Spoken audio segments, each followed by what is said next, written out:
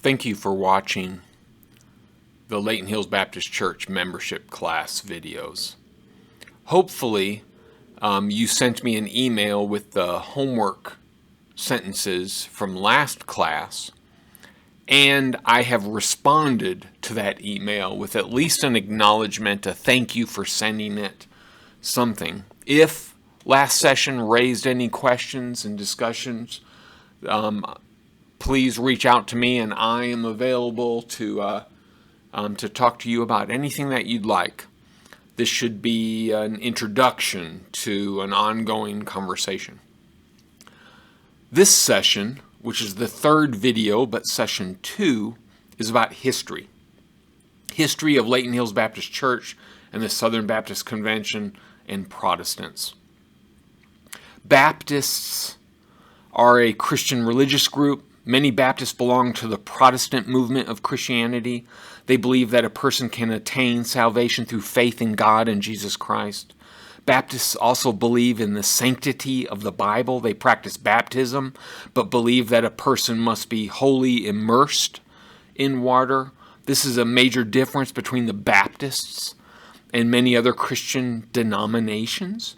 Most Baptists advocate a separation between the church and the secular government, but also believe that the government should have high moral standards and be of a religious character. Many Baptists actively seek converts to their faith. They're evangelistic. They proselytize. They place a great deal of power in the hands of individual congregations. We do not have a government outside of the local church.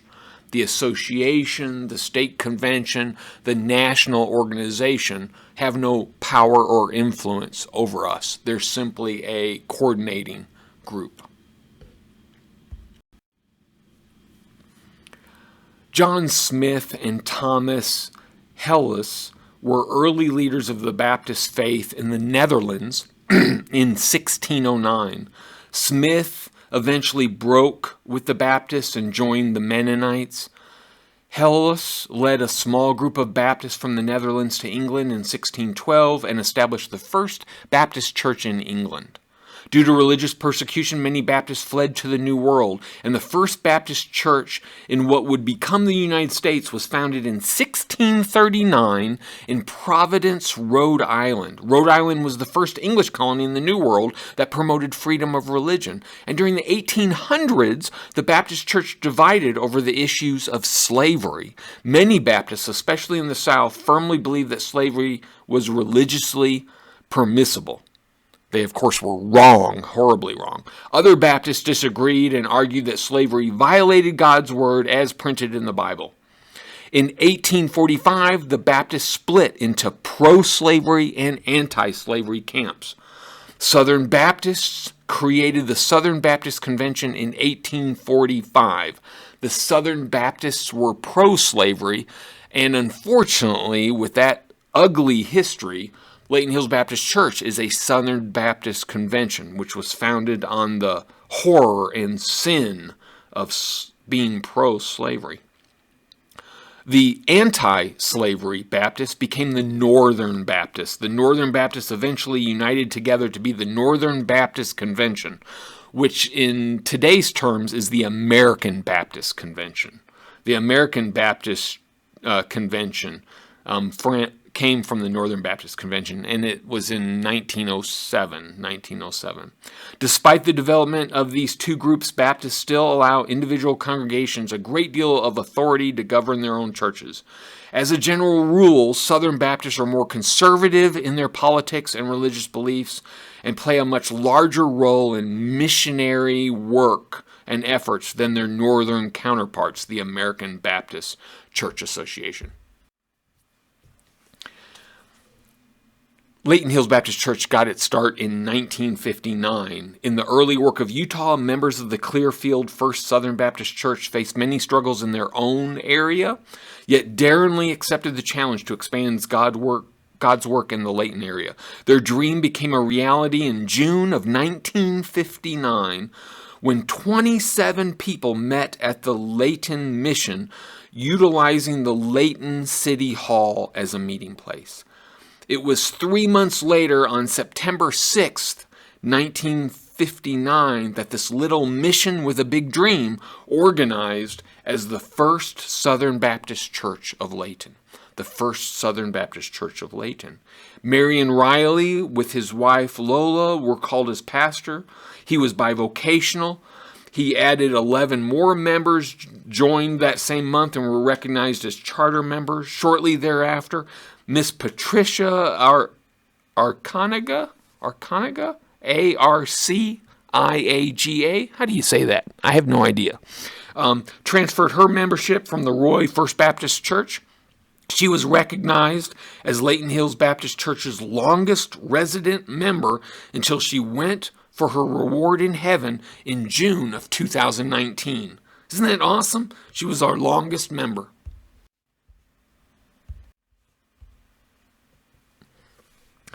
In September 1960, the members voted to buy this land just 1 year after organizing as a church.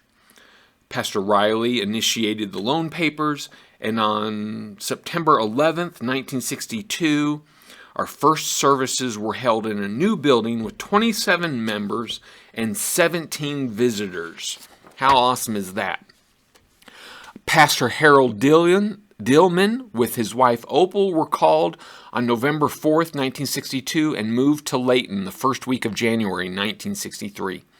In August of 1966, the members voted to purchase a home on 105 Green Street. The owners, Don and Doris Meller, had offered to give the equity in their home for use as a parsonage. Pastor Dillman was a bivocational pastor. He had a full-time secular job, so he was working for a mortuary in Layton that gave him and Opal an apartment in return.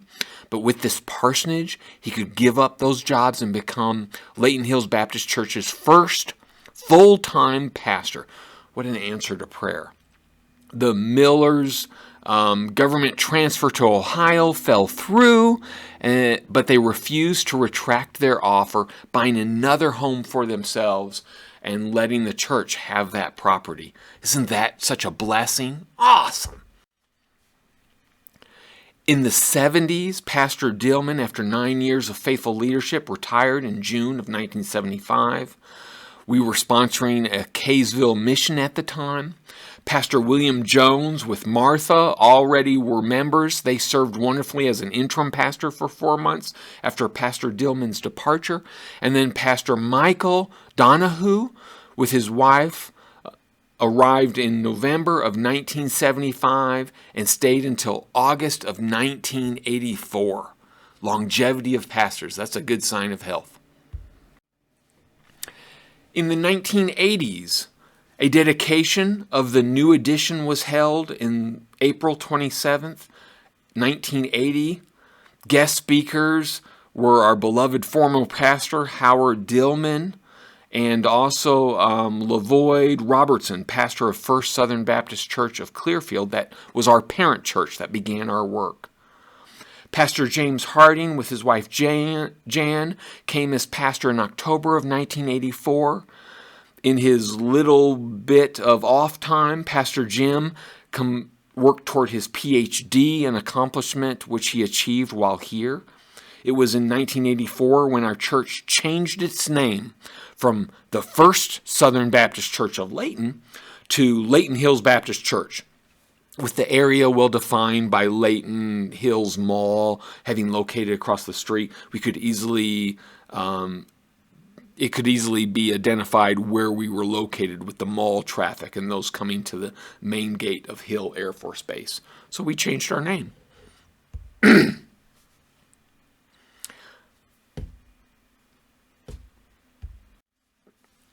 The 90s. Pastor Harding left, and we would have been sad at his leaving in July of 1990 had it not been that he was accepting a position with the Utah-Idaho State Convention as their executive director. So he took over the state convention. His strengths there were used for an enormous planning of our 1998 Southern Baptist Convention, the state convention, the national convention, that was held in Salt Lake City. And it was a huge success, thanks in part to Pastor Harding being the executive. In 1992, Pastor Ronald Elliott accepted our call, staying for 4 years. It was during this time that we acted as host to the World Missions Conference. That's a huge deal. As our congregation grew, Rick Gray with his wife Jane were called as a minister of music and youth to assist Pastor Elliott. During this time, David Martin, a pastor, began attending our church and ultimately led a group of church members to leave and establish a new congregation in 1994. In 1996, Pastor Elliott felt God's call leading him from Utah to pastor in Nebraska. Now without a pastor, we called Bruce Mercer and his wife Valerie as interim pastor, and a short time later he accepted a permanent call as pastor at Layton Hills Baptist Church. Pastor Mercer left after 18 months of service. Pastor Mark Tate with wife Laura served as pastor for 8 years from May 1997 until 2005. A new building and remodeling plan with 4 phases were adopted. Under Pastor Mark's leadership, phase 1 was completed with the help of a volunteer mission team from Oklahoma, Texas, a local contractor, Layton City, and many volunteers. In Pastor Mark's time off, he studied hard and gave us great pride when he received his PhD. An especially exciting event happened in June of 1998. The Southern Baptist Convention was held at the Salt Palace in Salt Lake. Pastor Mark and several members assisted with volunteer work, and many enjoyed attending those sessions. People today still talk about Pastor Tate, so his legacy continues. What a beautiful thing. In 2002, the Winter Olympics came to Salt Lake City, and the church joined with other Southern Baptists in the Southern Baptist Convention More Than Gold effort and served in various ways. Because of the success of the 2002 Olympics, several members volunteered for the 2010 Winter Olympics in Canada.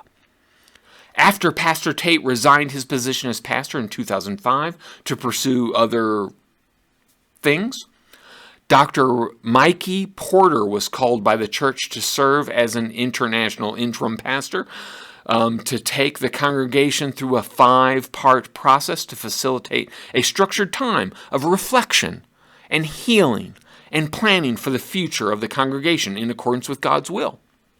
After that, Pastor Cherami,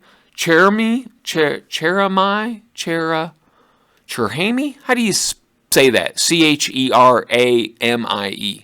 Can I just call him Pastor Jamie from here? Began pastoring in September of 2006, coinciding with September being the anniversary month of the church. How awesome is that?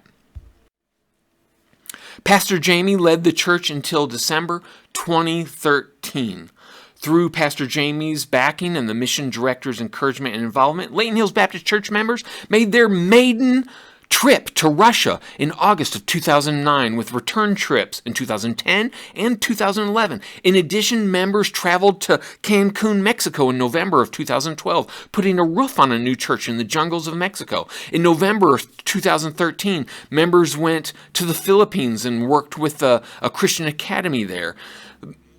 Missions exploded.